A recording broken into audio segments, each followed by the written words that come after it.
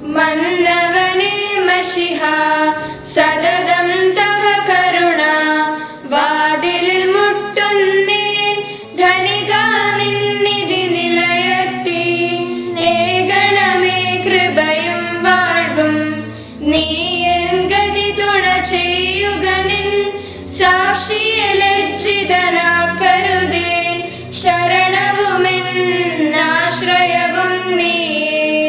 പിതൃപുത്ര പരിശുദ്ധാത്മാവാം ദൈവമേ, അങ്ങയുടെ വാതുക്കൽ മുട്ടുന്ന പാപികളിൽ സന്തോഷിക്കുകയും അങ്ങയുടെ പ്രത്യാശയ്ക്കായി കാത്തിരിക്കുകയും അനുതാപികളെ പ്രസാദിക്കുകയും തൻ്റെ സന്നിധിയിലേക്ക് തിരിയുന്ന തെറ്റിപ്പോരെ സ്വീകരിക്കുകയും അങ്ങയുടെ പക്കൽ വന്നുകൂടുന്ന ചിതറിപ്പോരെ താലോലിക്കുകയും ചെയ്യുന്ന നല്ല നാഥനും അങ്ങയുടെ ബലത്തിൽ ആശ്രയിക്കുന്ന ബലഹീനരെ ശക്തിപ്പെടുത്തുകയും അങ്ങയുടെ മഹത്വത്തെ വാഞ്ചിക്കുന്ന വീണുപോയരെ എഴുന്നേൽപ്പിക്കുകയും ചെയ്യുന്ന ബലവാനുമായിരിക്കുന്ന കർത്താവേ, ഈ പ്രഭാതത്തിൽ നിന്റെ പൊന്നുമക്കളായി ഞങ്ങൾ അങ്ങയുടെ തൃപ്പാദങ്ങൾ അടുത്തു വന്നിരിക്കുന്നു. ഈ പ്രഭാതത്തിൽ ഞങ്ങൾ 14-ാം സങ്കീർത്തനത്തിൽ നിന്ന് ചിന്തിക്കുകയും ചെയ്യുന്നു. കർത്താവിനാൽ അനുഗ്രഹിതരെ, ദൈവഭയമോ മനുഷ്യശങ്കയോ ഇല്ലാത്ത ഒരു കാലത്ത് രചിച്ച ഈ ഗീതം നോഹയുടെ നാടുകളിലെ ജലപ്രളയത്തിന് മുമ്പുള്ള അവസ്ഥയാണ് ഓർമ്മപ്പെടുത്തുന്നത്.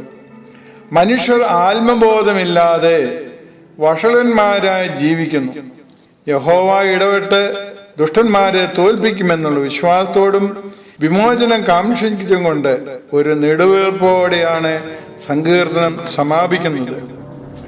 മൂഢൻ എന്ന വിശേഷണം കൊണ്ട് ഭൗതിക തലത്തിൽ പിന്നോക്കം നിൽക്കുന്നവനെന്നല്ല, അവന്റെ സ്വഭാവം അത്രേ അവനെ ദൈവമില്ലാത്തവനാക്കി തീർക്കുന്നത്. പ്രകാശത്തിന്റെ നേരെ ഇരുട്ടാക്കുന്നത് പോലെ ദൈവത്തിന്റെ നേരെ കണ്ണടച്ച് ദൈവത്തെ ഒഴിവാക്കി ദൈവത്തെ കൂടാതെ ജീവിക്കാമെന്ന് ചിന്തിക്കുന്നവനാണ് മഠേന ശേഷത്തേക്കാൾ ദുഷ്ടൻ എന്നുള്ളതാണ് അവന് കൂടുതൽ യോജിക്കുന്നത്. ഏലിയാവ് ദൈവത്തിന് മുമ്പാകെ ജനത്തിന്റെ അധപതനത്തെ പറ്റിയും ദൈവനിഷേധത്തെ പറ്റിയും പരാതി പറയുമ്പോൾ വിശ്വസ്തരും ദൈവഭയഭക്തിയുള്ളവരുമായി ഒരു ന്യൂനപക്ഷം അവരുണ്ട് എന്ന് യഹോവ പ്രവാചകനെ ഓർമ്മപ്പെടുത്തുന്നു. ദൈവം ബലഹീനർക്ക് വേണ്ടി ഇടപെടുക തന്നെ ചെയ്യും.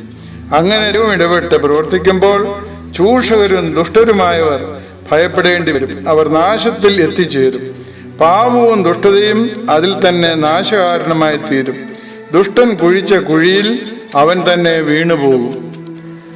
നമ്മുടെ ജീവിതത്തിന് പ്രത്യാശ നൽകുന്നത് ആത്യന്തികമായി ദൈവം ഇടപെട്ട് പീഡനവും കഷ്ടതയും ഇല്ലായ്മ ചെയ്ത് തൻ്റെ ആധിപത്യം സ്ഥാപിക്കും എന്നതിനാലാണ്.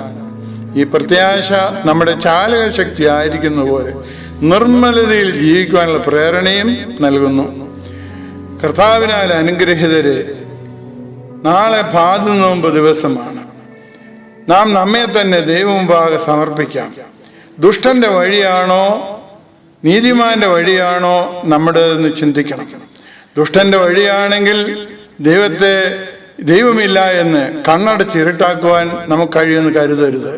ദൈവം സർവ്വതും കാണുകയും കേൾക്കുകയും ചെയ്യുന്നവനാണ്. അവൻ്റെ മുമ്പാകെ നമ്മെ തന്നെ സമർപ്പിക്കാം.